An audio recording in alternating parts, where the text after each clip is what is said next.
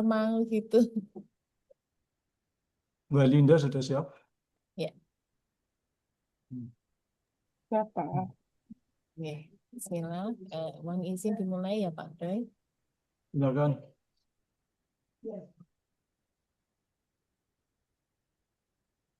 Bismillahirrahmanirrahim. Assalamualaikum warahmatullahi wabarakatuh. Selamat pagi, Waalaikumsalam warahmatullahi. selamat pagi dan salam sejahtera untuk kita semua. Yang kami hormati para ketua tim kerja, koordinator Widya Iswara, beserta seluruh pegawai Babelkes Semarang yang berbahagia. Puji syukur kita panjatkan kehadirat Allah SWT, Tuhan Yang Maha Esa, karena atas limpahan rahmat dan karunia-Nya, pagi ini kita dapat berkumpul dalam acara Jusbala edisi ke-8, bagaimana mengelola keuangan Anda. Sebagai pembuka acara, marilah kita memohon keberkahan dan kelancaran kepada Allah Subhanahu wa Ta'ala dengan membaca basmalah bersama-sama. Bismillahirrahmanirrahim. Bapak Ibu hadirin sekalian, marilah kita memperdengarkan lagu kebangsaan Indonesia Raya sebagai wujud cinta kepada tanah air. Hadirin dipersilahkan duduk dengan sikap siap.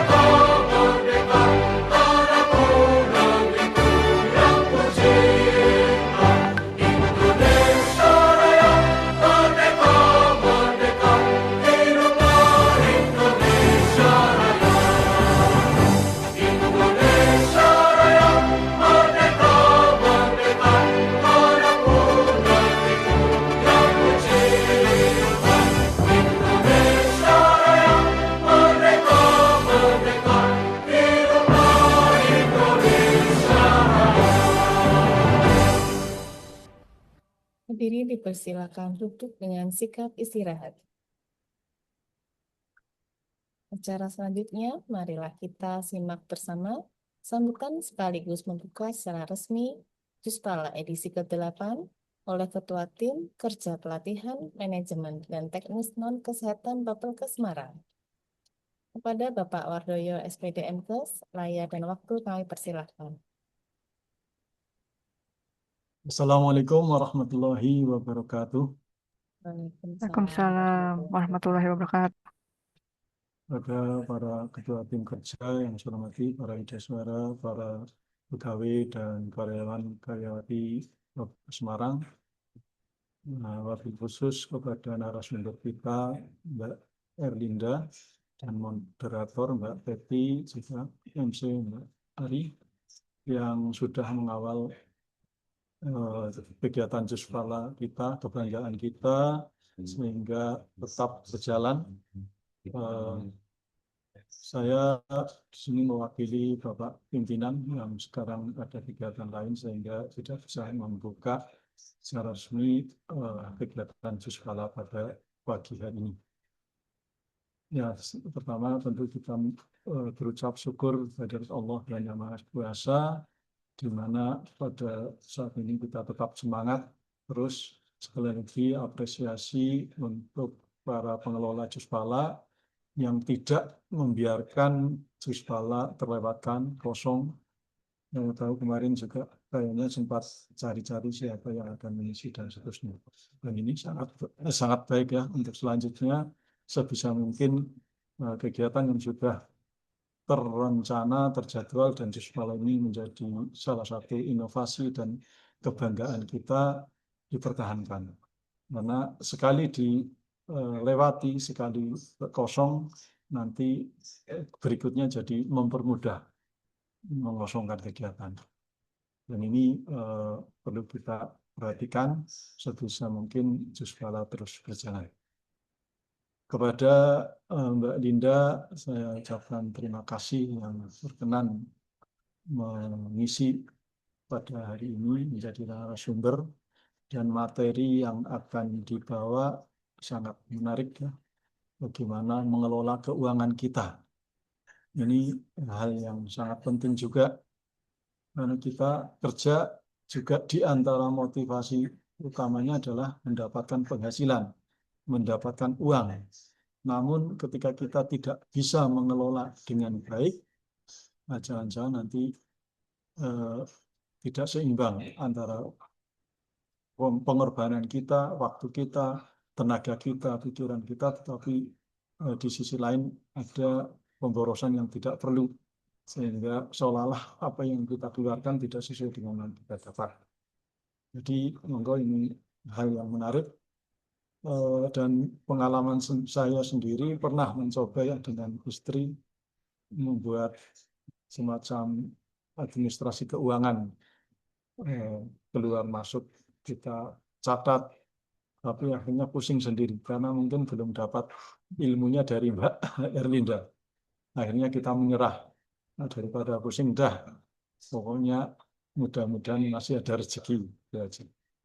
Nah, ini mudah-mudahan nanti dengan belajar kepada Mbak Linda, hal semacam itu bisa diperbaiki, kita bisa mengelola keuangan dengan lebih baik, bisa memanfaatkannya dengan lebih baik. Dan ini izin saya kaitkan dengan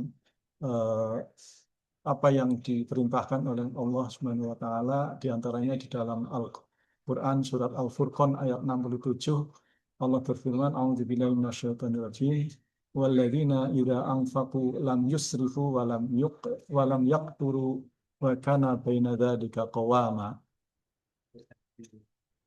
Dan orang-orang yang apabila membelanjakan harta, mereka tidak berlebihan, lam yusrifu, tidak berlebihan, tidak boros, tidak asal keluar uangnya, walam yaqturu, dan tidak pula kikir, pelit, sehingga bahkan ada orang yang saking pelitnya, pelit terhadap diri sendiri.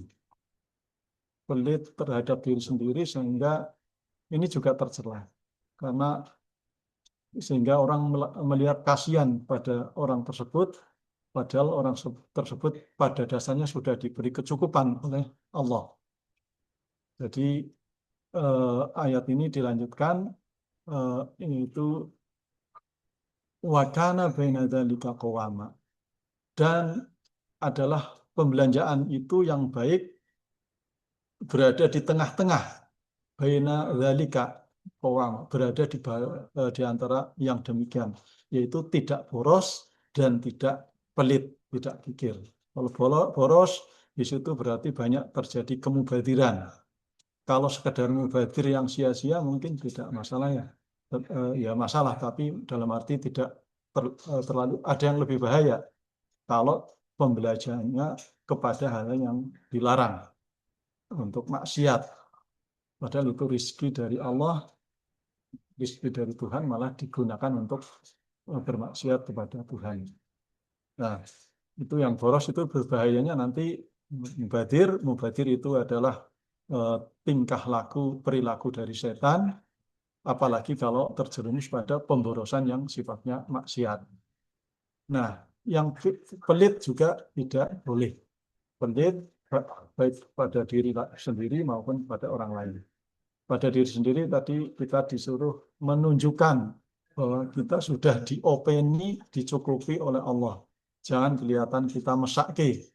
Nah, itu Sehingga tidak boleh juga kepada orang lain, hendaknya kita tidak boleh pelit. Karena sebagian rezeki yang ada di kita itu mungkin ada hak bagi orang lain. Minimal yang wajib kita tunaikan. Nah, ini mudah-mudahan nanti apa yang disampaikan Mbak Erlinda juga terkait dengan hal ini, kita bisa membelanjakan keuangan kita dengan baik, tidak boros dan tidak pelit sesuai yang Allah kehendaki sebagai pemberi rezeki kepada kita. Dan semoga dengan demikian harta kita nantinya akan lebih bermanfaat, lebih barokah, lebih manfaat. Dan kita ingat harta itu diantaranya ditanya dari mana dan untuk apa. Yaitu dari mana diperolehnya dan untuk apa dibelanjakannya. Nah, mudah-mudahan apa yang disampaikan Mbak Linda bisa juga menjawab, memberikan istilahnya bantuan penjelasan tentang untuk bisa memenuhi apa yang digariskan terkait dengan rezeki yang kita terima. Demikian mungkin dari saya kepada para semua pegawai, saya mohon untuk bisa mengikuti kegiatan ini dengan baik, mengikuti dengan seksama, karena ini pertama untuk mudah-mudahan apa yang kita dapat bermanfaat. Yang kedua, mari kita besarkan Jus Pala ini sebagai kebanggaan Bapakku Semarang. Dan semoga kedepannya terus selalu memberi manfaat untuk kita semua. Saya kira itu dari saya. Terima kasih. Selamat mengikuti, menyimak apa yang disampaikan narasumber kita.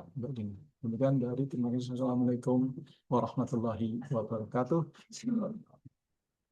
Waalaikumsalam warahmatullahi wabarakatuh. Terima kasih Pak Wardoyo sudah membuka acara Jus Pala edisi ke-8.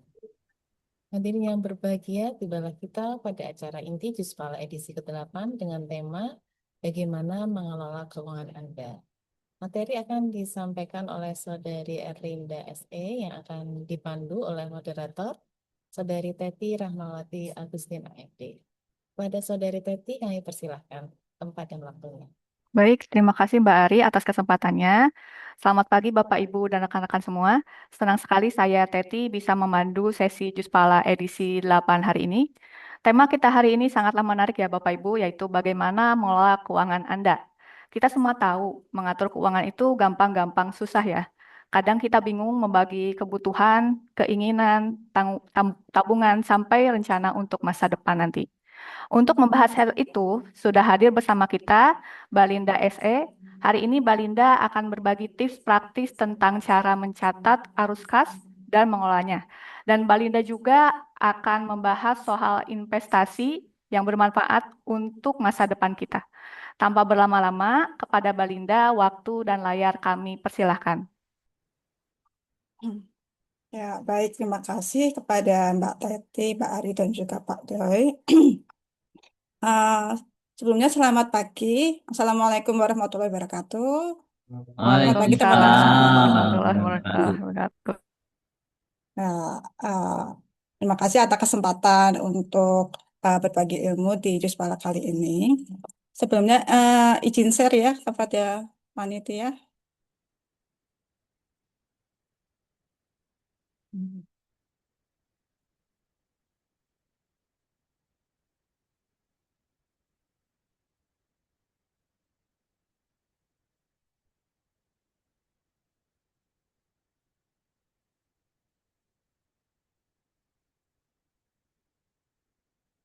Baik. Pada kesempatan kali ini saya ingin menyampaikan mengenai bagaimana kita mengelola keuangan kita ya. Untuk mengelola keuangan kita kurang lebihnya ada 3 tahap. Yang pertama itu mengenai arus kas, kemudian perlindungan, dan yang ketiga investasi. Nah, untuk tahap pertama yaitu arus kas. Arus kas itu merupakan langkah untuk mencatat arus masuk dan keluar dari uang kita. Nah, sebelum mencatatnya kita perlu melakukan pembagian persentase pengeluaran terlebih dahulu. Nah, dari 100% pendapatan yang kita terima, itu alangkah lebih baiknya eh, dibagi menjadi 3 item ya. Untuk kebutuhan itu 50% dari penghasilan. Kemudian untuk membelanjakan keinginan kita itu 30% dari pendapatan kita dan 20% untuk tabungan. Nah, kebutuhan ini merupakan kebutuhan primer ya, kebutuhan pokok yang terdiri dari sandang, pangan, papan. Pastikan 50% dari pendapatan kita itu untuk kebutuhan pokok dan untuk kebutuhan ini ya, kebutuhan primer, dan diusahakan tidak melebihi 50% untuk membelanjakannya.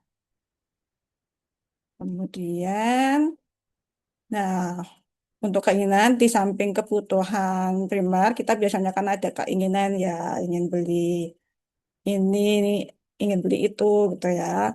Nah, untuk membelanjakan keinginan, kita alokasikan 30% aja dari pendapatan. Tapi jika dalam waktu itu tidak ada keinginan, kita tidak ada keinginan untuk membeli apapun, nah nanti itu bisa dialokasikan ke tabungan.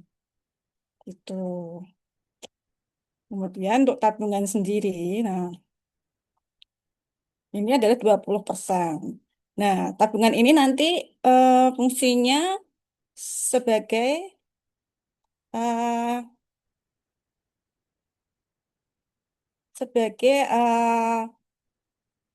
sarana untuk melangkah di tahap kedua, yaitu sebagai perlindungan, di mana nanti fungsinya sebagai dana asuransi dan juga dana darurat. Nah, untuk perlindungan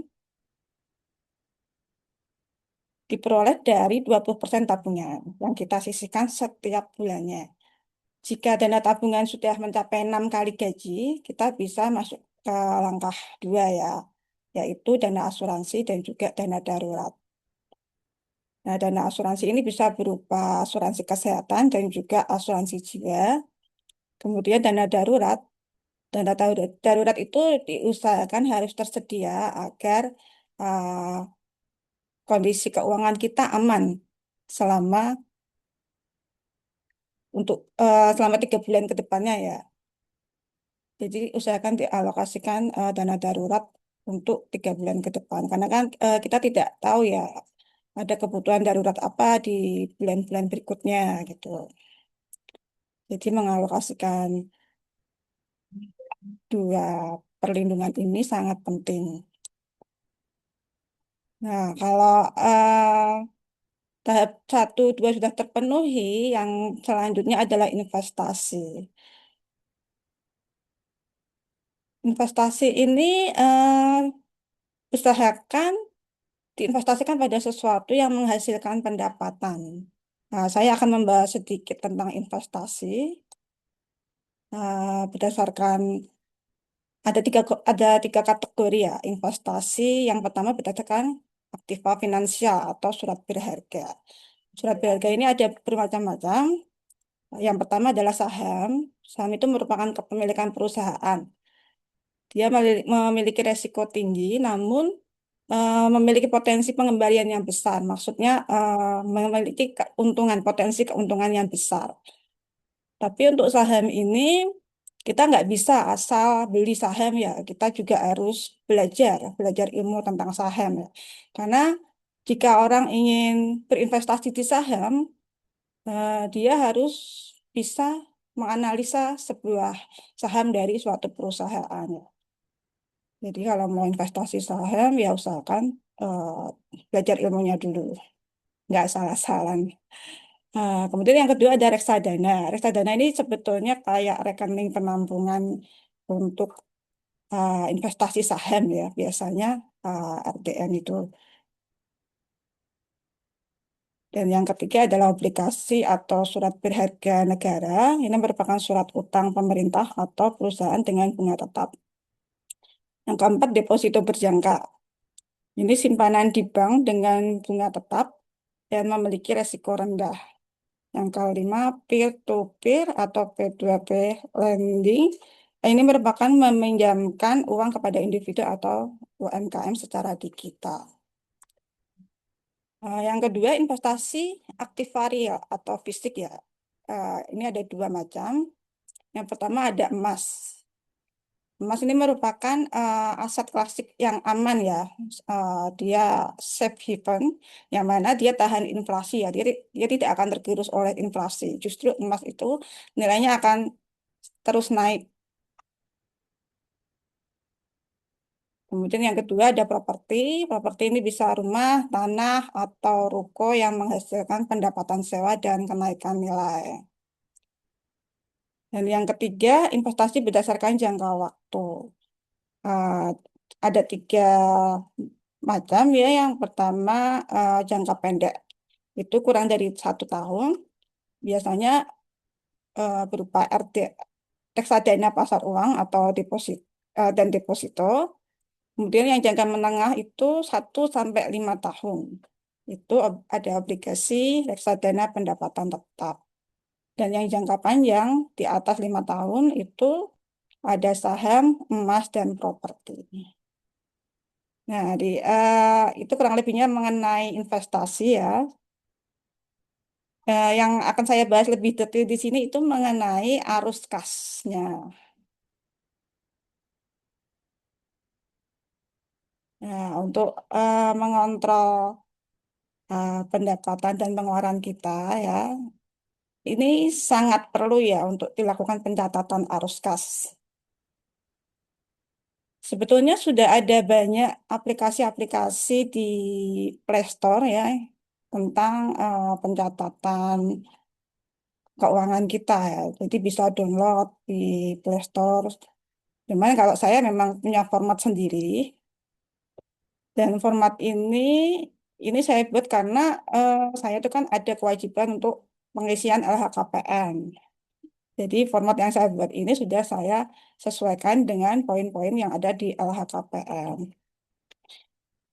Kalau untuk pencatatan pengeluaran ya sebetulnya saya udah mulai dari SMA, kalau nggak kuliah ya, saya udah mulai nyatat pengeluaran ya. Karena waktu itu saya itu dapat uang saku dari bapak itu udah bulanan. Jadi cukup nggak cukup itu harus cukup. Makanya kalau nggak saya catat nanti saya nggak tahu uang saku saya tinggal berapa gitu. Tahu-tahu nanti habis sementara masih ada banyak kebutuhan. Nah untuk format dari pencatatan arus kas saya ini seperti ini tampilannya. Jadi ini kan adaptasi dari LHKPN ya. Kalau LHKPN itu kan ada pendapatan sama belanjanya. Nah, pendapatan itu dikelompokkan lagi terdiri dari penerimaan dari pekerjaan sama penerimaan dari usaha dan kekayaan. Kalau penerimaan dari pekerjaan ini kan ada biasanya ada gaji, kurangan gaji, tungkin, uang makan, lembur, sama honor jika ada, terus THR, tunjangan hari raya, kemudian perjadi dan transport lokal jika ada. Untuk pendapatan dari usaha dan kekayaan lainnya itu terdiri dari bunga bunga tabungan ya, bunga tabungan atau bagi hasil, kemudian ada deposito lainnya. Nah, untuk pengeluarannya dari poin-poin LHKPN itu terdiri dari pengeluaran rutin sama pengeluaran rutin lainnya. Nah, kalau pengeluaran rutin lainnya itu masih di sub lagi ada biaya rumah tangga. Biaya rumah tangga itu terdiri dari transport, pendidikan, kesehatan, sama rekreasi. Terus ada biaya sosial itu terdiri dari biaya keagamaan, zakat, infak, sedekah, dan sumbangan lain. Kemudian ada pajak. Pajak ini kalau saya kan memang baru hanya pajak kendaraan sama rekening ya. Mungkin Bapak Ibu yang lain ada pajak PBB atau mungkin pajak yang lainnya gitu ya. Kemudian untuk pengeluaran rutin lainnya, ini kalau saya yang biasa saya belanjakan itu kan ada top up Shopee Pay, OVO, GoPay. Terus ada tagihan listrik air sama BPJS, terus beli pulsa, makan ini biasanya kalau kalau saya makan siang atau pas makan di luar gitu. Kemudian ada belanja di supermarket atau minimarket ya. Ini terus ada servis kendaraan, potongan gaji, biaya administrasi atau bank, admin bank, kemudian kebutuhan rumah tangga lainnya. Nah, nah ini ini per bulan, ini rinciannya ada di sini. Nah, jadi tiap bulan itu, nggak tiap bulan ya, tiap hari saya selalu mencatat pengeluaran saya di sini. Ja- Ini ada bulan Januari, Februari, Maret, ada sampai bawah. Nah, ini nanti ketika akhir bulan, jika udah terisi semua, ini angkanya nanti langsung akan masuk ke sini. Nah, untuk rincian pengeluarannya ini kan tadi di sini ya ada transport. Di sini saya rinci lagi, transport tuh ada BBM, e-tol, tiket pesawat, kereta, taksi, atau Grab Gojek. Ini kalau pas misalnya mudik atau keluar kota ya. Ini. Terus ada biaya parkir juga. Jadi biaya parkir itu tetap saya catat ya Bapak Ibu, meski cuma 2.000 atau 1.000 ya. Karena itu kalau diakumulasi setahun ya itu nyampe 300.000 itu. Ini saya catat. Kemudian ada pendidikan ya. Pendidikan tuh kalau mungkin Bapak Ibu yang udah punya putra putri ya mungkin biaya SPP atau biaya seragam, biaya buku gitu ya. Kalau di sini kan saya bukan berarti saya sedang kuliah enggak ya. Ini pendidikan di sini saya biasanya beli buku atau kadang ikut kelas kelas online atau kajian online gitu ya. Di sini berarti kan ini mendukung pendidikan saya gitu. Kemudian untuk kesehatan. Kesehatan itu kan biasanya kalau kita pas sakit, kita berobat ya. Berobat itu kan biasanya ada biaya pendaftaran, ini administrasi, masuk di kolom administrasi, kemudian eh, biaya dokternya ini masuk di tindakan, terus obat-obatan. Nah, kalau ini ada facial ya, kalau saya ada kebutuhan facial tiap tiap bulan, nggak mesti sih tiap bulan, 2 bulan sekali, sama kosmetik. Kosmetik jarang-jarang sih. Nah, kemudian ada biaya rekreasi. Ini kalau pas uh, piknik kemana gitu sama keluarga atau beli oleh-oleh itu masuk ke sini. Nah, kemudian ada investasi. Nah, kalau investasi ini saya nyatetnya nggak mengurangi pendapatan ya, kan mengganti nilai rupiah ke dalam bentuk yang lain gitu. Jadi ini tidak saya catat sebagai pengeluaran, cuman tetap saya catat investasinya misalnya beli emas gitu ya. Nanti saya dapat di sini gitu. Kemudian untuk yang biaya sosial, sini ada komponen keagamaan, zakat, infak, sedekah, dan sumbangan lainnya. Kalau keagamaan ini biasanya untuk mencatat, kalau saya ya untuk mencatat yang seperti ikut kurban misalnya. Nah, ini dicatat di sini. Kemudian untuk zakat, ya zakat mal atau zakat profesi dicatat di sini. Infak biasanya kalau kita masukin ke kotak infak ya, kotak infak di masjid atau musola atau di DKM mungkin ya. Kemudian untuk sedekah, sedekah ini biasanya kalau kita ngasih ke saudara atau kerabat kayak angpau kalau pas lebaran gitu itu saya catat di sini. Nah, untuk sumbangan lain itu biasanya kalau kita ke kondangan atau ke hajatan khitanan. Kemudian kalau ada jenguk orang sakit tuh masuk ke sini. Tuh. Nah, terus pajak ya, pajak kendaraan. Ini kan kalau tiap tahun kita bayar pajak kendaraan ya, ini saya catatnya di sini. Dan rekening itu biasanya juga ada potongan pajak ya, Bapak Ibu. Sekalipun cuma Rp500, Rp200 itu tetap dicatat di sini. Biar tahu pajak setahun tuh kita bayar pajaknya berapa. Atau sebulan kita bayar pajak berapa. Nah, untuk pengeluaran rutin lainnya, kalau saya biasanya ini ya, kalau Bapak Ibu ada yang lain ya bisa diganti atau ditambahkan di situ. Nah, biasanya saya ini sih.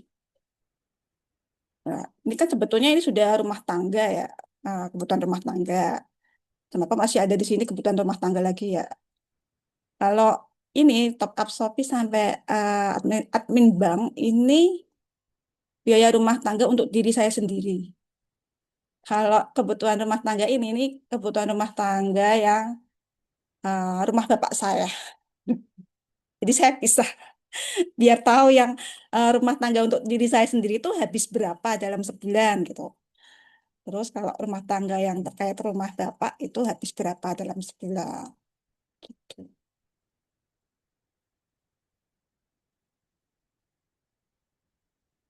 Ya, mungkin ini terkesan ribet dan merepotkan ya, tapi kalau kita konsisten untuk mencatat segala yang kita terima dan kita keluarkan, itu akan membantu kita untuk mengontrol ya, untuk mengendalikan pengeluaran yang nggak perlu. Jadi kita juga nggak akan yang boros-boros banget gitu. Jadi kita tahu dalam sebulan itu pendapatan kita yang kita belanjakan berapa. Terus yang sisa berapa, yang bisa ditabung berapa gitu. Nah, tadi kan penjelasan di awal akan lebih baiknya kalau ketika kita terima pendapatan itu sudah dibagi 50% untuk kebutuhan pokok, 30%-nya untuk apa kebutuhan keinginan dan 20%-nya untuk tabungan. Nah, kalau tiap awal bulan ini kan berhubung anu ya sekarang investasi emas emas emas antam itu kan sekarang sudah susah ya, susah dicari. Jadi ketika saya mau invest emas, mau nggak mau saya ini ngajuin cicil emas di BSI. Jadi tiap bulan itu tanggal 1 udah langsung kepotong dari saldo rekening untuk cicil emasnya itu. Jadi saya tuh awal bulan udah ini ya dari total gaji udah dipotong untuk investasi sekian, terus sisa dari gaji itu saya pakai untuk yang sehari-hari. Begitu, Bapak, Ibu, dan teman-teman semua.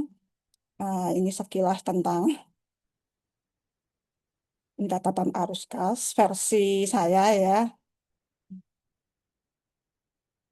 Mungkin itu aja sih yang mau saya sampaikan.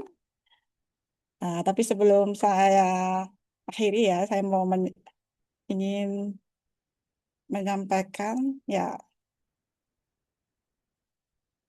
ada pepatah yang mengatakan uang bukanlah pusat segala kekuatan, tapi kekuatan untuk mengatur uang akan membuat orang menjadi kaya. Gitu ya. Terima kasih. Ya, terima kasih sekali Mbak Linda atas materinya. Sangat menarik sekali ya Bapak Ibu.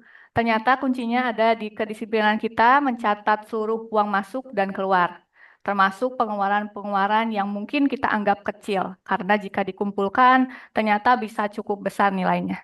Sekarang kita buka sesi diskusi buat rekan-rekan yang mau bertanya soal tips mencatat atau investasi yang seperti yang disampaikan oleh Mbak Linda. Silakan menggunakan fitur raise hand atau tulis pertanyaannya di kolom chat.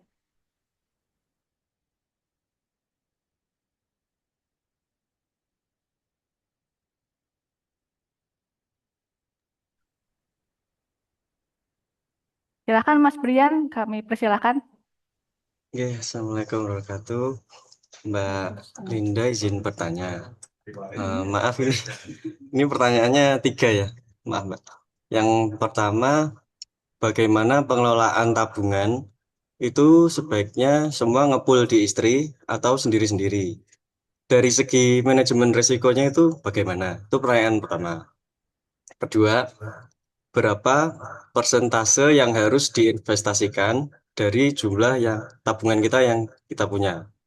Yang ketiga, berapa minimal kita harus punya tabungan? Artinya untuk kebutuhan pokok dan sebagainya itu perhitungannya bagaimana? Baik, Mbak, tanya itu. Eh, Teman-teman. yang ketiga tadi gimana? Yang ketiga, berapa minimal tabungan yang harus dipunya?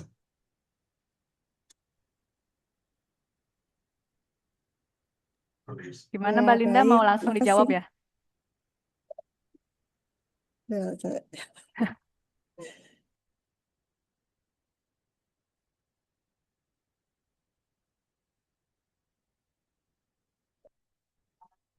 Baik, ya. Saya akan menjawab ya pertanyaan Mas Brian. Yang pertama tabungan.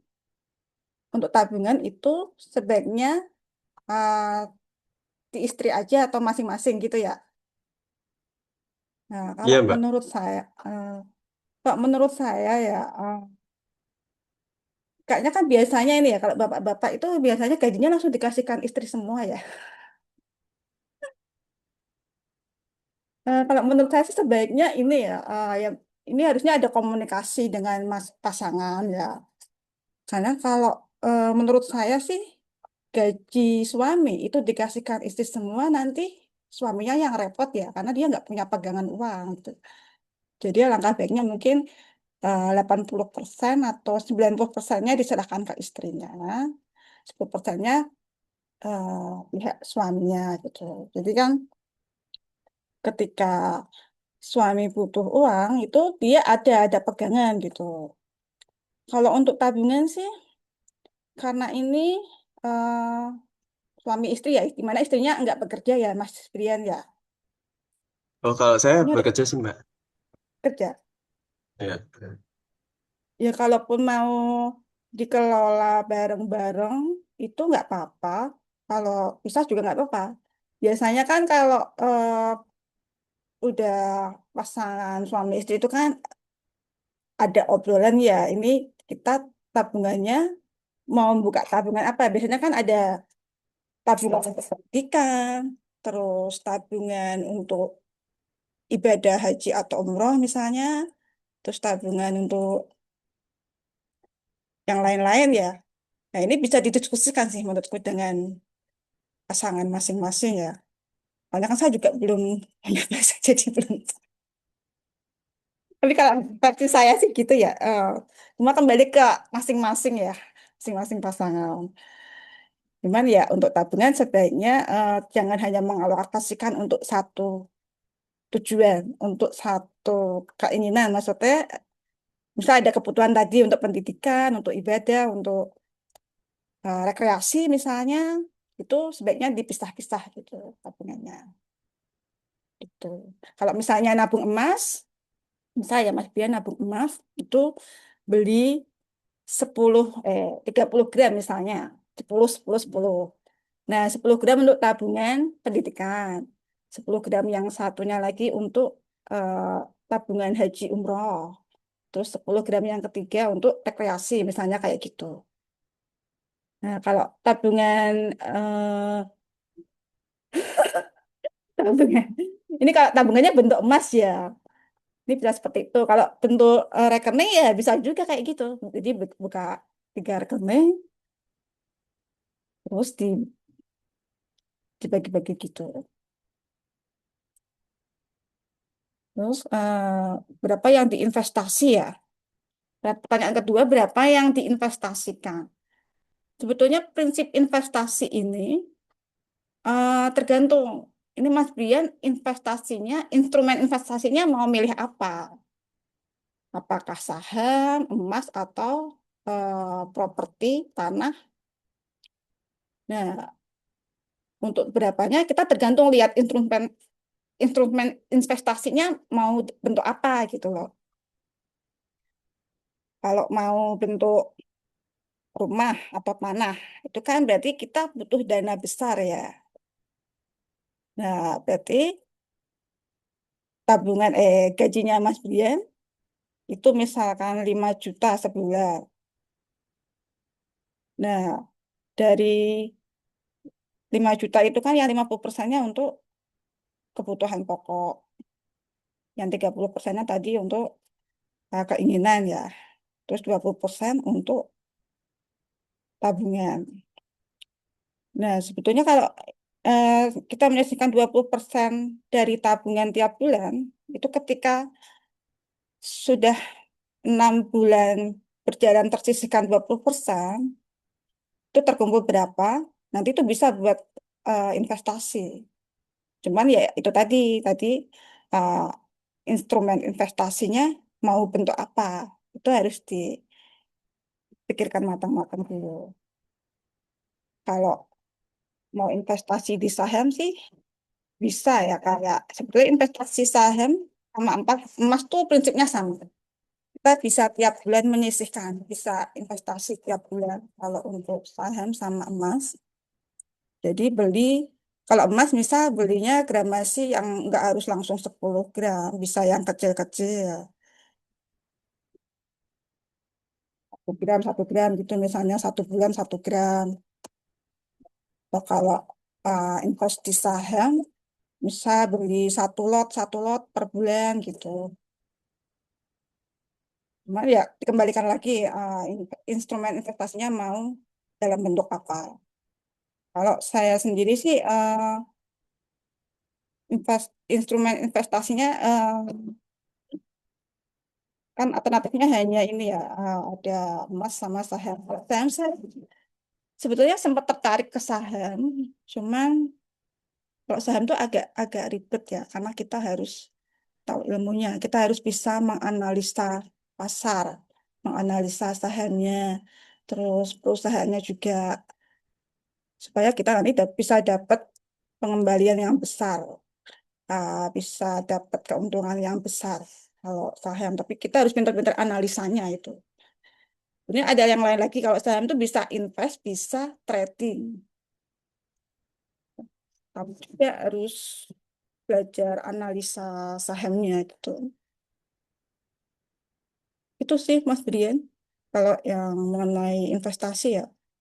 Oh, izin Mbak, berarti yang investasi itu prinsipnya itu bagusnya itu misalnya nabung dulu, setelah kumpul baru diinvest, atau setiap sisa gaji langsung diinvest semua, nggak usah nabung. Let's go, Janginam. Ya sebetulnya bisa langsung, misal gajian ya, gajian langsung. Hmm. Misal kita invest ke emas, kita langsung beli emas 1 gram misalnya. Nah itu bisa langsung dieksekusi di bulan itu juga, nggak harus ngumpulin nunggu 1 tahun dulu, nggak harus. Kalau saham juga sama, misal tiap bulan targetnya mau nabung 1 lot saham. 1 lot saham itu 100 lembar. Bisa itu tiap bulan nabung-nabung gitu. Jadi tabungannya dalam bentuk investasi itu tadi. Tinggal dipilih instrumennya aja, instrumen investasinya mau apa. Dan sebetulnya kan memang ini ya, apalagi sekarang isu-isunya mau ada perang dunia ketiga, terus resesi ekonomi ya, terus kemungkinan juga nanti harga BBM naik ya. Makanya sekarang banyak yang akhir-akhir ini kan banyak ya yang berlomba-lomba beli emas ya. Itu karena memang dalam rangka menyelamatkan nilai aset. Karena kalau kita menyimpan tabungan dalam bentuk rupiah, dalam bentuk dolar atau mata uang yang lain, itu nanti ketika terjadi krisis, nilai mata uang itu akan cenderung turun. Nah, di situ eh, kita nanti akan merasanya kayak ini loh, saya punya tabungan 100 juta misalnya, tapi ternyata nilainya tuh udah berkurang. Beda kalau udah dialihkan ke dalam bentuk emas. atau kalau saham sekarang juga agak beresiko ya. Makanya sekarang tuh yang aman untuk investasi sebetulnya emas ya, karena dia cenderung naik. Sekalipun kalau kita pantau secara harian itu memang harganya naik turun, tapi secara akumulasi emas tuh cenderung naik ya. Sejak agresi Israel ke Palestina itu ya, tiap tahun 2024 itu tuh emas tuh dalam 1 tahun bisa mengalami kenaikan 50% tiap tahunnya. Bayangkan aja, saya tuh baru mulai beli emas tuh tahun 2022. Waktu itu 10 gram itu masih 8.500.000. Sekarang udah 30 juta kalau nggak salah, 10 gram. Itu berarti udah berapa tahun ya? 4 tahun ya. 2022, 23, 24, 25, 26, udah 4 tahun. Nah, ditambah terjadinya perang nih, kemungkinan emas akan cenderung naik. Tuh. Jadi milih milih instrumennya aja sih, Mas Brian mau invest dalam bentuk apa. Oke. Kalau saham, yang penting dari invest itu kita harus sabar. Karena kadang ada orang yang invest ke emas, misal hari ini harganya 10 juta, besok naik jadi 15 juta. Terus dia buru-buru langsung jual. Padahal kalau dia sabar, disimpan lebih lama lagi itu nanti untungnya akan lebih besar lagi. Saham juga sama saham. Jadi semakin lama disimpan itu biasanya nilainya akan semakin naik. Malah kalau saham itu justru peningkatannya lebih besar lagi dari emas kalau saham. Cuman kalau saham kan ada pertimbangan lain ya terkait dengan hukum syariah. Kalau mau investasi di saham, kalau Muslim ya itu kan kalau bisa nyari sahamnya yang saham syariah. Jadi nanti akun akun sahamnya juga akun syariah gitu. Cuman kalau saya belum berani invest di saham ya karena masih ragu-ragu dengan kesyariahan dari saham perusahaan tertentu.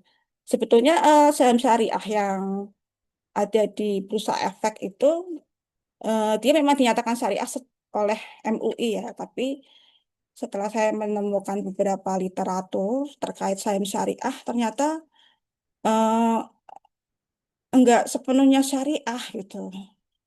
Jadi MUI itu punya standar juga menetapkan saham ini syariah atau enggak. Jadi saya tuh awalnya mau berminat untuk investasi saham, terus jadi ragu-ragu lagi gitu. Jadi udah enggak. Atau mungkin ya maaf dia bisa beli rumah lagi gitu, terus dikos-koskan atau dikontrakkan itu kan juga bisa menghasilkan pendapatan pasif income ya istilahnya. Tuh, itu. Sudah ya Mas Brian sudah jelas? Sudah, Mbak. Tadi Ya. pertanyaan 3, Mbak. Nah, yang ketiga ya. Oh, Satunya tinggal. tabungannya berapa minimal? Selain yang diinvestasikan maksudnya. Kalau minimal sih nggak ada ya. Eh, Prinsip investasi itu gini Mas. Misal ada uang nganggur, uang dingin, uang yang nggak kepake untuk apapun dalam 1 bulan itu. Nah, itu bisa langsung untuk diinvestasikan. Kalau ada uang nganggur ya prinsipnya investasi itu. Kalau nggak ada uang nganggur, misalnya gajinya Mas Bian 5 juta sebulan memang kepake semua, ya udah. Berarti nggak ada uang nganggur di situ kan. Tapi kalau ada uang nganggur, ya itu tadi milih instrumen investasinya kan. Kalau ada uang nganggur, nah mau diinvestasikan dalam bentuk apa? Saham kah, emas kah, atau properti kah, atau tanah kah? Itu sih. Ya, Mbak. Sampun cukup sangat menjawab dan Baik. bermanfaat. Terima kasih, Mbak Linda. Oke, terima kasih Mas Brian. Untuk selanjutnya ada pertanyaan dari Bapak Lupi. Kiat agar kita konsisten dalam pencatatan uang keluar dan pemasukan dan bagaimana alokasi antara transportasi umum dengan investasi seperti itu.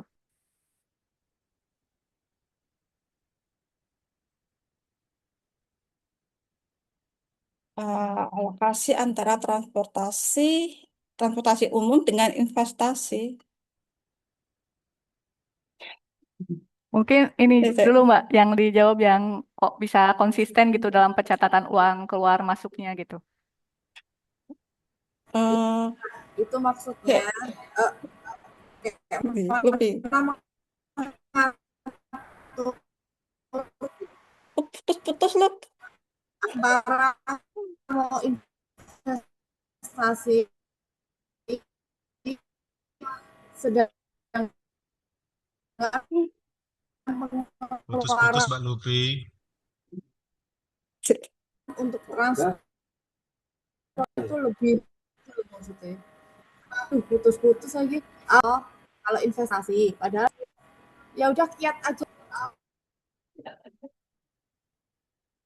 Katanya kiat aja Mbak, butuhnya kiat agar konsisten dalam pencatatan uang keluar dan pemasukan. Ada agar konsisten. Ya, kalau mau konsisten, ya ini loh, tiap kamu ngeluarin uang, belanja dicatat. Kadang kita malas loh Mbak, kadang kita malas. Iya, males toh enggak. Terus kita mau konsisten nih. Kan kita juga apa ya, maksudnya enggak melulu apa ya, harus pegang maksudnya pegang pembukuan ya. Kita kan udah kayak aku udah berkeluarga ya. Jadi kayak oh iya nanti gitu kita anu ya, itu nggak bisa kalau apa ya harus langsung itu kayak susah.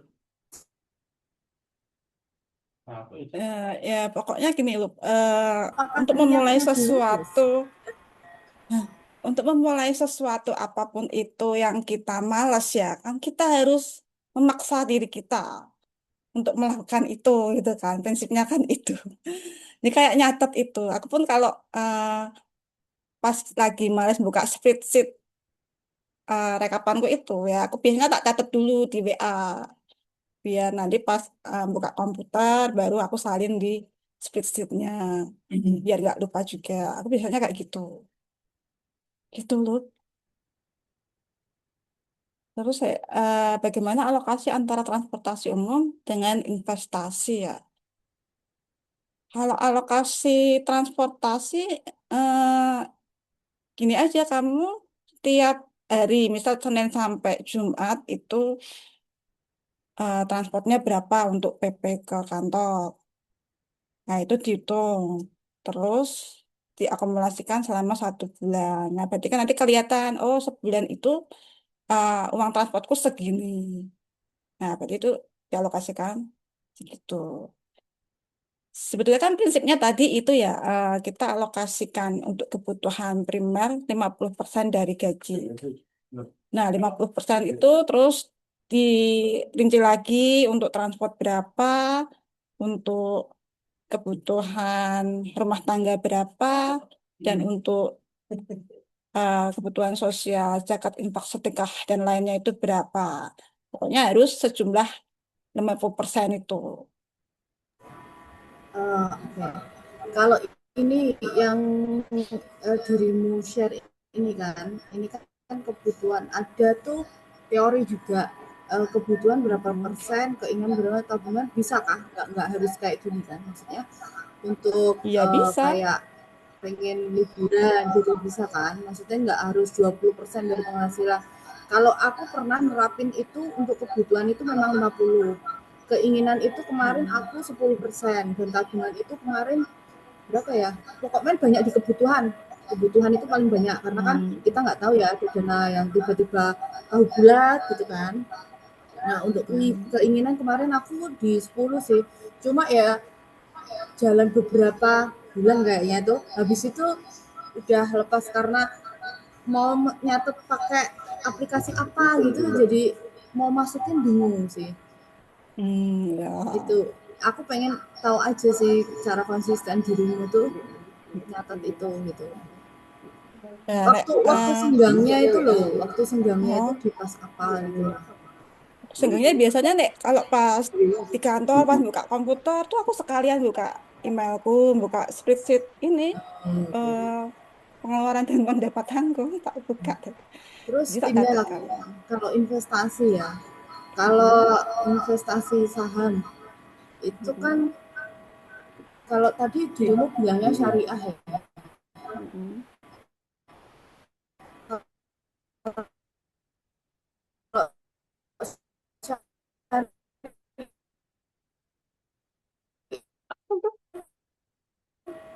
kayaknya eh,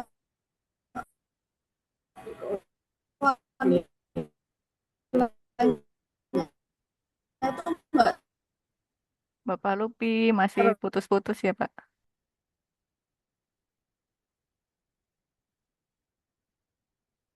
Mungkin karena waktunya sudah jam 11 ya, mohon izin Bapak Ibu untuk menambahkan 10, waktu 5 sampai 10 menit karena ada masih beberapa pertanyaan ya. di luar non syariah ya. Ih, koneksinya jelek. Paham katanya kan, yang syariah kan. Heeh. Iya loh, terus? Halo? Internet salaman agak jelek. Linda nanti aku japri aja ya, aku telepon aja lah. Oh iya, iya, iya. Ya, ini masih ada Ya. beberapa pertanyaan ya, Mbak Linda. Ada 2 nih yang mungkin Mm-mm. bisa kita jawab. Yang dari Mbak Nikmah tentang angsuran bank itu masuk kebutuhan atau keinginan. Lalu yang kedua yaitu dari Mbak Febri, untuk Mbak Linda itu lebih prefer mana nih? Kalau investasi emas itu di aplikasi atau beli logam aslinya? Itu aja yang terakhir ya Bapak Ibu pertanyaannya. Nah, baik, untuk pertanyaannya siapa tadi? Mbak Mbak Nikmah, Nikmah ya, angsuran bank masuk ke kebutuhan atau keinginan. Ketok banget nek duwe Sebetulnya utang. eh, kalau secara teori ya, sebetulnya sebisa mungkin kita menghindari utang. Utang yang nggak perlu, sebisa mungkin ya. Jadi utang itu prinsipnya gini, ketika memang kita ada kebutuhan mendesak, mendesak sekali harus utang, nah baru itu kita ambil angsuran utang. Tapi sebisa mungkin utang itu dihindari ya. Tapi kalau jadi prinsip utang tuh sebetulnya kalau memang ada kebutuhan mendesak dan kita memang nggak ada dananya, nah itu baru kita mau nggak mau ya ambil utang. Tapi kalau misalnya kita hanya untuk eh, keinginan, misal pengen barang ini tapi harganya melebihi gaji kita tiap bulan misalnya. Nah, otomatis kan memicu kita untuk utang gitu kan. Nah, itu kan itu utang yang nggak perlu gitu menurut menurut saya. Jadi lebih baiknya sih kalau utang itu dihindari ya. Utang boleh, tapi selama itu dalam kondisi mendesak, mendesak sekali baru eh, kita utang. Makanya kan kalau dalam Islam itu kan ada doa terhindar dari utang ya. Ternyata itu penting juga itu doanya. Ya, kalau utang, utang itu sih Mbak, melihat ini aja sih kebutuhannya. Kalau memang itu hanya untuk memenuhi keinginan, sebaiknya dihindari sih utang itu. Jadi utang sebaiknya kalau memang kita ada itu dalam kondisi mendesak sekali. Kalau Itu aja. utangnya untuk beli tanah berarti itu masuknya ke kebutuhan. Tanah ini untuk apa? Investasi. Heeh. Nah, kalau investasi itu sebaiknya ini Mbak, kita jangan sampai utang lah itu. Jadi kalau bisa tuh ya makanya tadi investasi itu ketika kita ada uang nganggur, uang Nah, itu dingin. mumpung mumpung tanahnya yang dijual murah ngono Kan gue kepaksa. Karena gini Mbak ya, Oke, saya kan lanjut aja yang lain. saya sudah ngikutin beberapa kajian kelas online terkait investasi ya, kayak emas lah contohnya. Sekarang itu kan banyak ya emas, cicil emas, emas digital gitu kan, sekarang banyak ya. Nah, sementara prinsip investasi emas itu kalau sesuai syar'i itu tuh prinsipnya yadan bin yadin. Jadi harus tunai dan langsung kalau emas itu. Jadi kalau emas ini kan sekalian menjawab pertanyaan Mbak Febri ya. eh, Invest emas itu di aplikasi atau logam asli. Jadi kalau emas itu sebaiknya langsung fisiknya. Jadi kita beli tunai langsung terima barangnya. Karena ada kejadian ya di Cina itu banyak masyarakatnya yang sudah invest ke emas digital. Nah, begitu eh, akhir-akhir ya awal udah dari Januari kemarin kayaknya itu kan udah ada isu-isu Perang Dunia Ketiga ya. Terus kan harga emas kan Januari kemarin tuh sempat naik 260.000 per gram. Nah, terus akhirnya yang masyarakat di Tiongkok itu mau mencairkan emas digitalnya. Tapi ternyata platform emas digital itu bangkrut, nggak ada emasnya. Emasnya nggak ada. Jadi kayak investasi bodong gitu. Nah, makanya kalau emas itu sebaiknya fisik. Jadi kita beli langsung terima fisiknya. Nah, kalau kayak saya kan cicil emas di BSI, itu kan cicil ya. Kan cicil itu kan dalam arti kita memang udah dibelikan emasnya sama BSI, cuman kita pembayarannya sistemnya nyicil gitu. Jadi udah ada barangnya. Nah, kalau di platform digital yang selain yang nggak yang kurang terpercaya ya itu patut diwaspadai ya karena ya itu tadi kejadian kayak yang di Cina itu begitu mau mencairkan emas fisiknya ternyata nggak ada barangnya gitu. Nah, kalau kayak Mbak Nikmah mau invest tanah ya, kalau tanah sih mending eh ya itu tadi sih Mbak kalau invest invest tuh prinsipnya itu hmm, harus ada uang dingin dulu, uang nganggur. Karena kalau kita investasi tapi nyicil itu belum diakui sebagai aset kalau secara pencatatan keuangan ya. Karena itu eh, termasuk utang bukan aset itu Mbak Nik. Ya, ini ternyata ada tambahan waktu dari panitia karena memang ada beberapa pertanyaan lagi dari ini termasuk dari Bu Erna nih. Mbak, kalau investasi perak gimana ya katanya gitu. Perak juga bagus Bu. Sekarang eh, perak juga peminatnya udah mulai banyak ya karena emas langka jadi sekarang pada lari ke perak.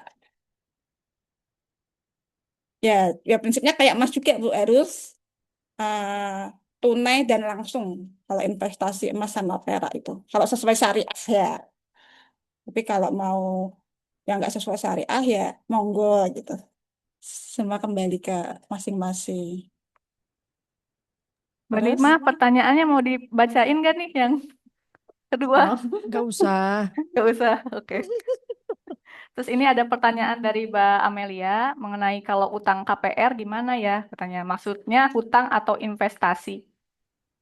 kalau itu utang Mel baru diakui sebagai investasi kalau KPR-nya udah lunas.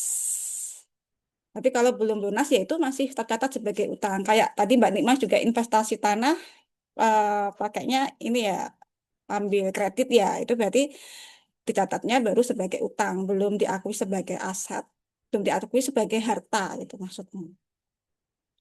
Itu terus Mbak Timah ya nih, kalau tiba-tiba ada kondangan, tilik bayi, besok dan lain.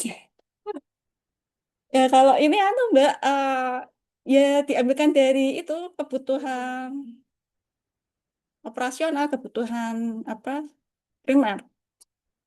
Ini kan masuk ke ini ya kebutuhan sehari-hari tapi yang tidak terduga gitu kan. Atau kalau jadi itu kalau alokasi tabungan itu sebisa mungkin jangan diotak-atik. Jadi kalau saya contohin ya saya itu punya rekening ABC misal. A untuk rekening gaji, B untuk rekening tungkin gitu ya. Nah, C itu rekening tabungan. Jadi yang rekening tabungan itu nggak saya otak-atik, nggak saya ambil. Jadi saya ambil ketika memang perlu, ketika mendesak. Nah, fungsinya tabungan itu kan tadi untuk sebagai dana cadangan sama dana ini ya apa asuransi ya. Kalau asuransi kan kita udah ini ya udah dipotong gaji asuransi kesehatan itu. Gitu sih Mbak Nikmah. Terus ini ada Terus, pertanyaan lagi sebenarnya agak sama ya dengan pertanyaan Mbak Nikma sebelumnya. Jika invest tanah dibeli dengan bayar cash, tapi hasil dari hutang bank, yang kemudian bayar cicilan ke bank, termasuk invest apa hutang? ya sama kayak tadi yang pertanyaannya Mbak Ana ya. Sekalipun belinya cash, tapi kan utang di bank ya. Berarti itu tetap tercatat sebagai utang karena kita masih utang sama bank, sekalipun sama pemilik tanahnya kita lunas. Tapi itu Gitu di Mas bawahnya Teo. ada nilai harga tanahnya itu nantinya lebih besar dari harga nilai hutangnya kita. Yang kemudian harga tanah nantinya lebih besar dari Oh, harga. Oh, kayak berarti punya kan aku misalnya ya, misalnya punya aku kemarin misalnya, aku utangnya kemarin harga tanah yang aku beli kemarin itu 120 misalnya. Terus baru 3 bulan itu sudah ada yang mau membeli kayak gitu. Karena itu kan memang letaknya strategis banget. Jadi mau dibeli dengan harga misalnya waktu itu lebihnya pokoknya lebih dari 50 juta keuntungan saya waktu itu. Belum ada 3 bulan.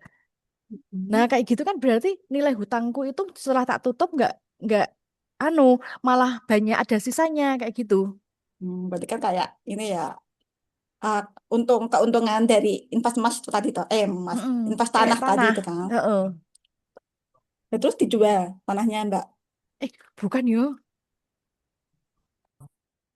Terus dijual tanahnya pas itu ada yang nawar. Ah, ya belum lah, strategis banget. Misalnya mau buat toko, buat apa malah lebih menguntungkan soalnya. Oh, itu Mas Teo ya dijual, Bu.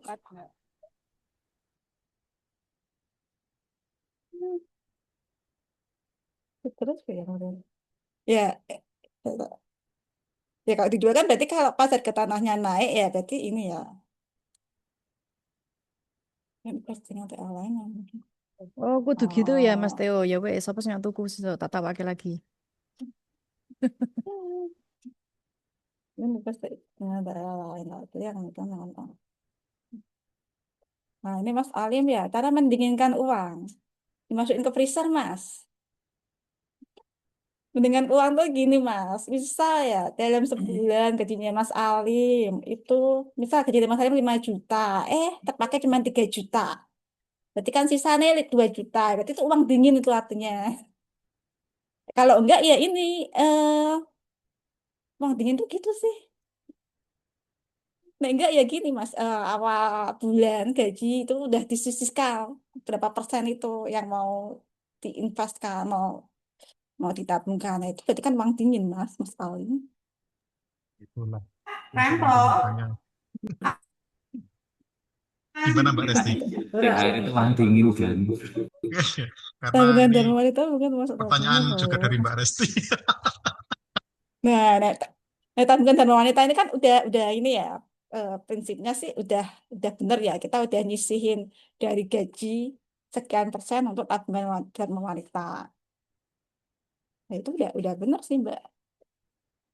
Jadi kan gajinya nggak habis semua untuk kebutuhan pokok sama keinginan. Terus, tapi kalau buat belanja lebaran ini langsung habis semua. Nah, kayak Langsung THR juga habis. kan kalau bisa jangan langsung dihabiskan ya Bapak Ibu. Ya, terima THR ya juga kalau bisa seperti terima gaji tiap bulannya. Ya, sebenarnya nggak harus 50%, 30% sama 20%. Misal kalau kebutuhan primernya banyak, ya mungkin bisa 70%, 60% atau 70%. Terus keinginannya, kan keinginan juga nggak mungkin tiap bulan ada keinginan kan. Mungkin keinginannya bisa 10% aja atau 20%, terus sisanya tabungan. Jadi bisa mungkin dalam sebulan itu sudah dibagi-bagi itu tadi. Jadi uang kita nggak langsung habis untuk kebutuhan-kebutuhan yang nggak perlu gitu. Ya, Terus, udah ya. Guys sih intinya konsisten nabung itu wajib ya guys ya. iya, iya Mas Dodi. Karena kalau kita nggak punya tabungan nanti gimana? Misal ya kayak ya sekalipun nanti kita pensiun ya kita udah dapat ini ya taspen ya. Tapi penting juga kita punya tabungan selain taspen. Ya misal kalau mau nabung tanah, beli 5 petak tanah ya. Nanti tanahnya tanah satu untuk jamin untuk tabungan hari tua, tanah dua untuk haji misal, tanah tiga untuk beli rumah lagi misal. Gitu sih Mas. Terus Mas Jody, ya, Iya, Mbak iya Febrina, Mbak. ya, Ya, Mbak. Mbak Titi. Tadi jawabannya udah cukup atau ada yang mau ditambahkan? Oke, Mbak Linda, makasih jawabannya. Hmm. Ya, Mbak Tia ya, boleh minta tabel bantuan nggak Mbak? Nah, ini bingung mau mencatat model apa? Karena punya Mbak Dinda sudah rinci. Punya aku rinci tapi pusing nggak? Ya, kalau aku bikinnya itu karena tak sesuaikan dengan LHKPN ya. Yo engko dimodif dhewe ra apa-apa toh, Mbak. Kan itu pakai Apa? rumus nanti ketika dihapus kan juga nggak mempengaruhi toh yang punya Om itu. Enggak. Nah, apa ya tak lihat ya. Nanti kita modifikasi Mbak Lin. Modifikasi. Misalnya honor kan nggak ada, ya nggak tak isi gitu. Iya.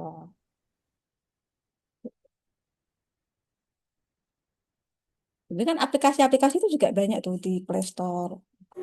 Aplikasi itu bikin ribet tuh. Maksudnya kita tuh nggak bisa apa yang ngeplot antara ini masuk ke ini, pemasukan ini, terus kita, nah ini kan jelas ya BBM langsung masuk BBM gitu ya. Ya. Nah, ini sebagai contoh. Terus kan ini rinci, ini rangkumannya ya, rangkuman pendapatan sama gaji dan pengeluaran. Terus ini ada LO, laporan operasional. Nah, ini gambaran pendapatan kita. Ini kan buat kompilasi aja dari tahun ke tahun. Nah, pendapatan kita selama 2026 itu nanti berapa totalnya. Terus belanja kita selama setahun itu berapa totalnya. Dan nanti ketahuan nih di sini surplus atau defisit. Kalau surplus itu berarti kita ada sisa pendapatan, artinya pendapatannya tetap lebih tinggi daripada belanjanya.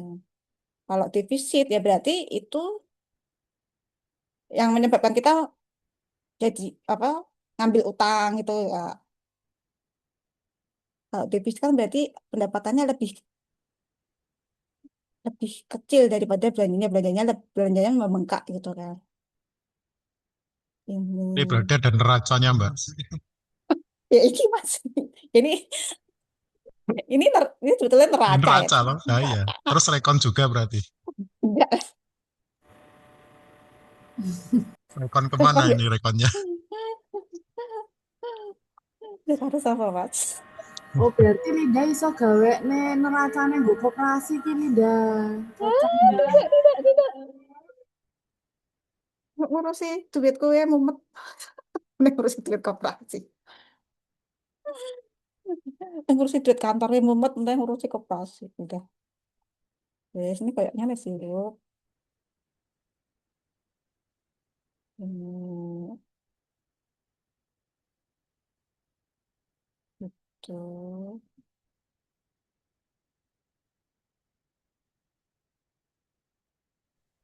Mbak Lin, aku mau tanya lagi dong Hmm. terkait tentang yang investasi emas. Aku jadi tertarik untuk ini kan ya, investasi emas. Tapi kan kita nggak mungkin ya, misal kita punya uang 10 juta, langsung 10 juta dibelikan emas kan nggak mungkin ya nggak sih? Nah, dirimu itu batas minimal punya uang darurat biar bisa beli emas itu berapa? Nah, aku ya tahun kemarin itu yang aku punya 3 rekening tuh tadi ya misal ya. Nah, di rekening tabunganku tuh udah terkumpul berapa itu, Wah. Ini daripada jadi angka di rekening kan mending tak pindah tak ubah bentuknya jadi emas gitu mal. Nah, karena tahun kemarin tuh kan emas kan ya semua orang pengennya kan emas harus antam gitu kan. Nah, karena emas antame itu langka, jadi terus yang masih menyediakan emas antam itu di BSI ya, nek setahu BSI. Kalau mau emas aku belum tahu. Kalian nggak balikan di sana. Nah, di BSI itu bisa beli emas dengan sistem cicil itu. Nah, jadi langsung ini aku ngajuin itu cicil emas itu langsung dipotongnya tiap bulan.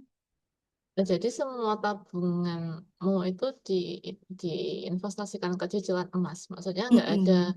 nggak ada minimal uang darurat yang kita simpan di tabungan gitu loh. Misal ada apa gitu yang harus kita keluarkan gitu. Ya tetap tak sisain rupiah, tetap tak sisain. Kan nggak mungkin toh jadi mas kabeh. Ah, Repot ah. nggak jadi mas kabeh. Hmm. Tetap aku tetap nyisain cash cash rupiah tetap. Nggak semuanya diubah ke emas semua. Kalau coba semua ke emas semua ya nanti pas kita butuh cash repot. Ya udah sih Minimalnya mas. berapa Mbak Lin biasanya? Harusnya, normalnya, Eh, standarnya. standar apa emas itu tadi. Apa uang ini loh uang Uang yang tersimpan. minimal minimal tuh cukup untuk 3 bulan sampai 6 bulan ke depan disisain Lumayan banyak ya. tuh.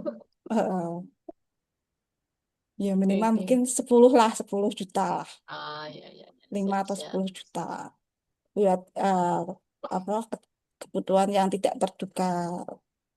10 juta, oke. Banyak juga ya.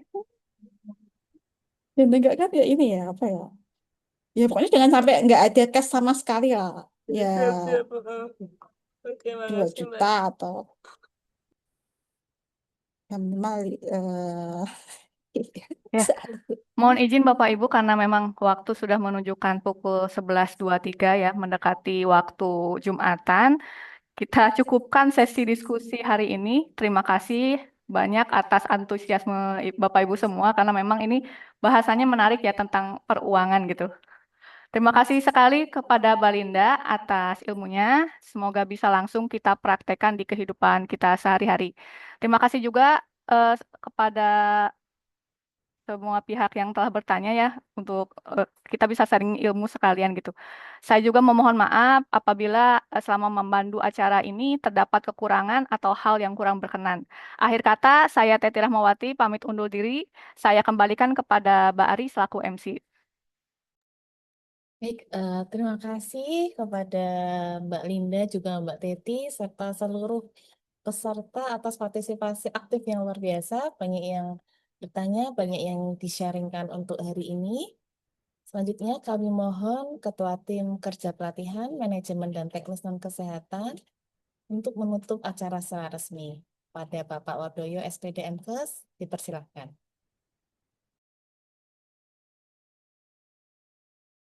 Ya, terima kasih Bu Ari. Assalamualaikum warahmatullahi wabarakatuh. Ya, terima kasih. Saya langsung saja ucapkan ke Mbak Erlinda atas ilmunya. Saya rasa kelihatannya sederhana, tapi pertemuan Jus Pala tema hari ini nampaknya sangat bermanfaat untuk kita. Terbukti tadi banyak sekali sebenarnya hal-hal yang masih ditanyakan dan ingin didiskusikan. Dan ini adalah hajat hidup orang banyak, hajat hidup kita semua. Dan saya salut juga kepada Mbak Linda tadi juga mengarahkan kita untuk berhati-hati, mengingatkan kita untuk ya pada prinsipnya kita cari rezeki yang halal. Tadi seperti bagaimana ada tambahan penjelasan tentang bagaimana kita mencari yang kalau bisa tidak masuk ke riba, karena jelas ya Allah berfirman wa ahlallahu al-bai'a wa harramar riba. Allah itu menghalalkan banyak itu jual beli. Jadi jalan rezeki, jual beli, bisnis, kerja dan banyak itu sudah banyak untuk kita dibuka. Dan Allah haramkan diantaranya yaitu riba. Nah, itu monggo mungkin saya sangat mendukung ya hal-hal seperti ini. Kemudian tadi juga dijelaskan jenis-jenis investasi, tips-tipsnya, investasi yang menjanjikan dan lain-lain, karena mungkin Mbak Linda juga banyak belajar tentang ini, jadi mungkin memberikan inspirasi buat kita. Tentunya ini masih sangat terbatas, monggo mungkin masing-masing bisa belajar lebih jauh kalau ingin mendalami tentang hal tersebut. Mungkin itu yang intinya, mari kita coba syukuri apa yang sudah kita dapatkan. Tentu kalau kita melihat ke bawah, masih banyak orang yang di bawah kita penghasilannya, sementara mereka mungkin bisa merasa cukup. Nah, sementara kita mungkin kadang masih kurang terus, dan cara memenuhinya dengan cara yang mungkin tidak sesuai dengan yang digariskan kepada kita. Mungkin itu yang perlu kita perhatikan agar kehidupan kita, keuangan kita lebih barokah, lebih manfaat. Tentu kita perlu perhatikan, karena hidup kita adalah untuk masa depan yang lebih abadi. Saya kira itu mungkin kalau kita turuti, tidak ada kenyangnya manusia. Walaupun kita sudah punya satu lembah emas satu lembah, itu kata Kanjeng Nabi itu tetap kurang, pingin 2 lembah dan seterusnya, sampai mulut kita disumbat dengan tanah baru berhenti. Ketika kita meninggal, itu baru tidak ada cukupnya. Makanya ini sudah menjadi watak sifat manusia yang itu adalah hal yang bisa dikatakan wajar, tapi kita sebagai umat yang beragama, kita mungkin memperhatikan mana yang boleh, mana yang tidak, itu baik. Nah, apresiasi untuk seluruh pegawai atas antusiasmenya, dan sekali lagi untuk para pengurus atau pengelola Juspala, ayo terus lanjutkan, dan ternyata banyak hal yang bisa dimanfaatkan dari forum ini. Sebenarnya tadi saya mau tanya, tapi waktunya habis. Ada titipan pertanyaan dari Mas Aling. Kalau duit lanang itu nyatetnya di mana katanya? Tapi karena Di waktu buku, nggak Pak. memungkinkan, Ya, mungkin tapi di lain waktu. Gimana Mbak Linda? Bisa nyatet duit lanang nggak? ya di buku, Pak. Di buku, di Oh, HP di nggak buku. apa-apa. Oh, tadi kok nggak ada kolom duit lanang gitu masalahnya. Ya, tadi pertanyaan dari Mbak Lupi juga menarik ya. Bagaimana biar konsisten? Ya, itu mungkin monggo. Ya itu Kalau ya. tidak sedetil yang Mbak Linda buat, mungkin ya paling nggak kita punya catatan. Karena ini memang saya kira penting ya untuk memperhitungkan, merencanakan pemasukan dan pengeluaran kita. Seperti tadi di awal, agar kita tidak boros dan tidak pelit di tengah-tengah itu. Dan sebisa mungkin sesuai yang diridhoi oleh Yang Maha Memberi Rezeki. Tadi ada permintaan file di-share, sudah ya Mbak Linda? Dan saya kira rekor Juspala ini juga bagus juga untuk kalau di-share di YouTube, bahwa kita di tengah-tengah kehidupan, kesibukan kita juga kita bicara hal untuk diri kita sendiri, untuk kehidupan kita sendiri, dan itu hal yang baik. Saya kira nggak masalah. Sekali lagi terima kasih untuk Mbak Linda, Mbak Teti selaku moderator, Mbak Eri, dan seluruh pengelola Juspala, seluruh pegawai. Mudah-mudahan ilmu yang kita dapatkan ini bermanfaat, keuangan, kesejahteraan kehidupan kita lebih baik, lebih sejahtera, dan diridhoi oleh Yang Maha Kuasa. Demikian mungkin kita nyatakan Juspala edisi 8 dengan tema bagaimana mengelola keuangan kita yang disampaikan oleh Mbak Erlinda, kita nyatakan ditutup dan selesai. Terima kasih. Assalamualaikum warahmatullahi wabarakatuh. Waalaikumsalam warahmatullahi wabarakatuh. wabarakatuh. Terima kasih Bapak Wardo yang telah menutup acara secara resmi. Semoga ilmu yang kita dapatkan pada hari ini membawa manfaat bagi kita semua. Marilah kita tutup acara ini dengan mengucapkan bacaan hamdalah bersama-sama.